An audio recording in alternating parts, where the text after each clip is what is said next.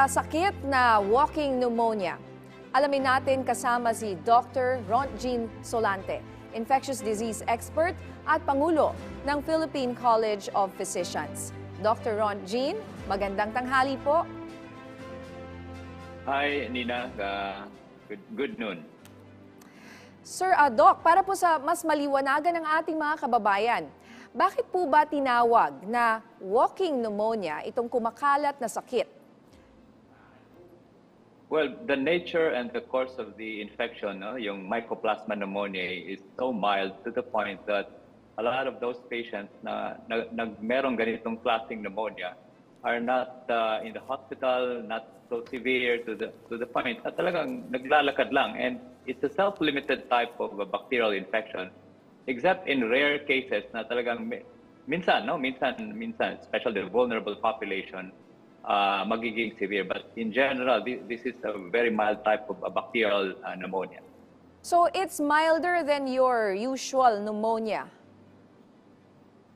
Yes, if we're going to rank this in terms of severity, number one there is in terms of community-acquired pneumonia, you have your Streptococcus pneumoniae, yun yung bakuna talaga na nilalaan natin para hindi maging severe, and then you have your Haemophilus influenza, and this is the one of the mildest form of atypical pneumonia. Kaya tinatawag siya, Nina, na atypical because it's so mild, and at the same time, ang mga sintomas nito mostly not only respiratory, but there are also symptoms na hindi related sa respiratory. But in general, it's a mild type of pneumonia.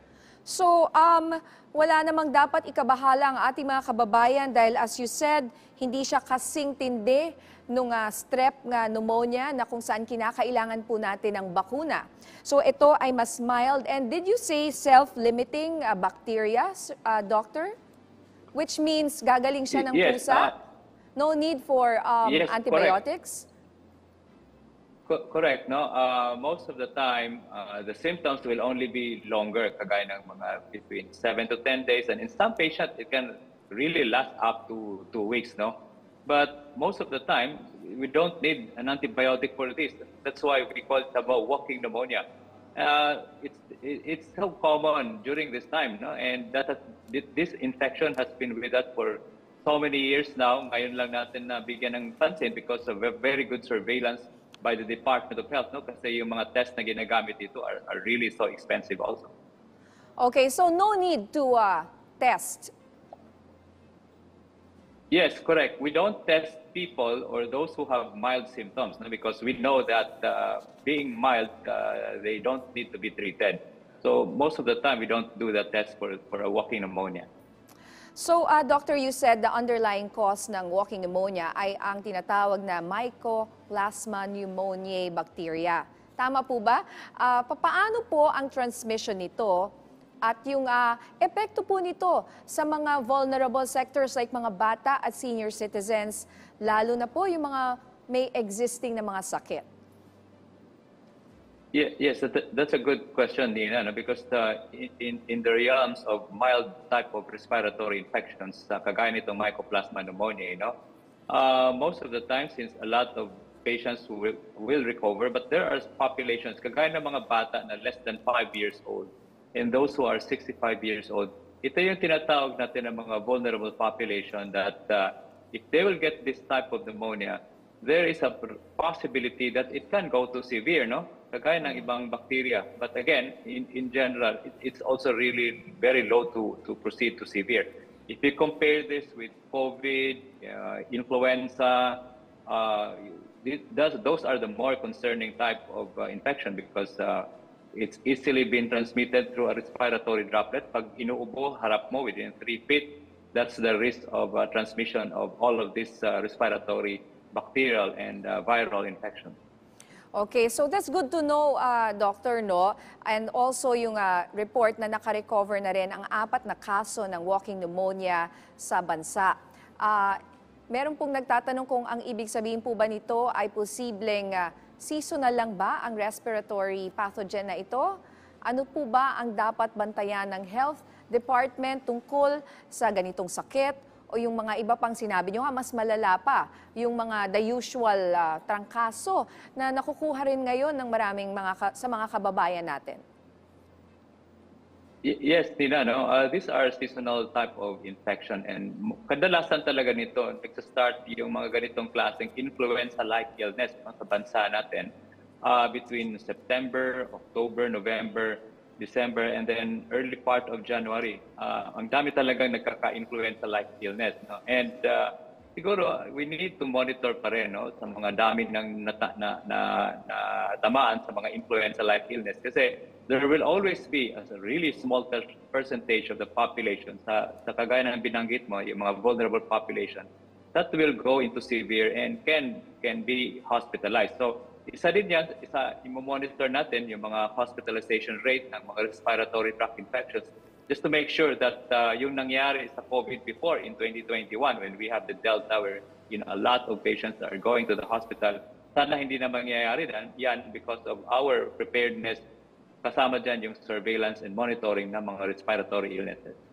Right. So, ang gusto po natin sabihin sa ating mga kababayan ay hindi lang natin babantayan itong walking pneumonia, which is actually mas mild sa mga pneumonia na nakikita po natin ngayon. Yung iba na ospital pa.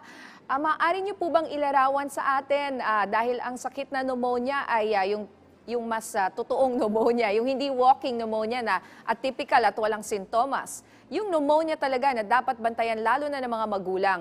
Ano po ba yung mga red flags? Yes, no. So sa mga halimbawa may lagnat, may ubo, no. Third to fifth day, okay lang yan. Most of the time, if it's a viral infection, talagang yung symptoms niyan will remain very mild, no. But there are instances na halimbawa nahirapan ka ng huminga, pag lumalakad parang hingal ka na and then you're still coughing and you have fever. Ito na yung mga red flags na ibig sabihin mababa na yung oxygen sa katawan mo and then they have to be in the hospital and should be closely monitored. At kailangan talagang magamot yan dahil itong mga bacterial pneumonia naman meron namang mga kaukulang antibiotic. And Nina, we have to remind, walang self-medication of antibiotic. No? We discourage that. Napaka-importante na they have to consult first with their doctors sa mga health center, no? Kung dito sa mga community or sa mga private doctors nila, if they feel something na very unusual at nahirapan silang huminga. That's right, no, Doctor? Kailangan, pag kayo ay niresetahan ng antibiotics, ay tapusin niyo po kung sinabing 7 days, di po ba? At kailangan na ito ay nireseta ng inyong doktor at hindi sinabi ng kapitbahay. Yes, correct, Nina. No? Kasi isa din yan sa mga problema natin ngayon. We just celebrated the World Antibiotic Awareness Week, no? Kasi mataas din ang problema natin ngayon sa antibiotic microbial or antimicrobial resistance.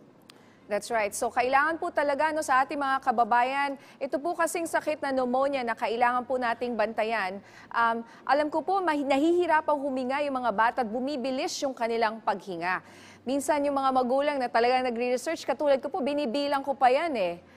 Yung bilang po lang breaths per minute. Kasi lalo na sa 5 years old and below, meron po kasi natutuluyan po eh. So minsan may mga magulang hindi agad nadadala sa ospital yung kanilang mga anak. Well, correct, no? In fact, Nina, no, that's still one of the most common cause of morbidity and mortality sa Philippines, ang pneumonia, especially in this more vulnerable under 5 years old. Okay, sa tingin niyo po ba dahil sa mga uso ngayong bare months, ang mga respiratory illnesses, dapat bang ibalik ang mandatory na pagsusuot ng face mask sa ngayon? Well, dapat hindi muna natin, hindi tayo, unang-una, huwag tayong magpanic. No? That's good that the Department of Health is reporting this influenza-like illness. Hindi natin kailangan ang mandatory face mask because if you remember when we implemented the mandatory face mask, it's born out of that reason na ayaw nating tataas pa ang mga kaso na pupunta sa hospital. But for now, hospitalization rate is really low. But for us to give them additional layer of protection, we recommend, no? Parang optional wearing of face mask, educating, no? Educate natin ang publiko na pag mga ganitong klaseng panahon, mas maigi pa rin magsuot tayo ng face mask. And these are the learnings that we have with COVID, no? kailangan nating bigyan ng responsibilidad ang tao na kung may mga ganitong klaseng mga sakit and during this month, protektahan natin yung sarili natin. Okay, Doc, para lang sa paglilinaw for our viewers, yung pong pneumonia or yung mga trangkaso at influenza viruses or bacteria na yan, ano po ang diferensya nito sa mga allergies? Kasi ganun din, ubo ng ubo, sinisipon. Ano po yung, kumbaga, ano yung factor that will say na, ito allergy lang at ito ay baka viral or bacterial? Yes, the most important symptoms if you have this bacterial or viral infection, meron talagang kasamang lagnat yan na tuloy-tuloy, no? While if you have an allergic cough, usually ang mga manifestations lang yan is only a cough at saka yung sore throat, no? Pangangati sa lalamunan, no? And hindi ka nilalagnat, walang pananakit sa mga katawan, or we call this body malaise or myalgia. But if you have a bacterial infection or viral infection causing pneumonia, nandun talaga yung lagnat, humihina ang katawan mo, walang ganang kumain, and especially for the vulnerable population, mabilis ang progression. Okay, so bantayan po natin kung nilagnat, matamlay, walang ganang kumain. Yan po ay maaaring hindi lang allergic reaction yan or allergies. So paalala nyo na lang po sa ating mga kababayan na nababahala sa mga iba't ibang klaseng usong sakit ngayon, Doctor.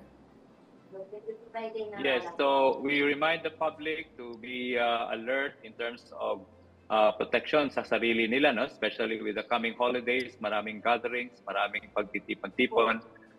Kung meron kang respiratory symptoms, sana we discourage them from joining those mga gatherings. But in the event na kailangan, then you have to wear face mask. If you are in the vulnerable population, no? Kailangan talagang magmatyag at you have to protect yourself. Maraming salamat po sa mga impormasyong ibinahagi niyo sa amin, Dr. Ronjin Solante, infectious disease expert at Pangulo ng Philippine College of Physicians.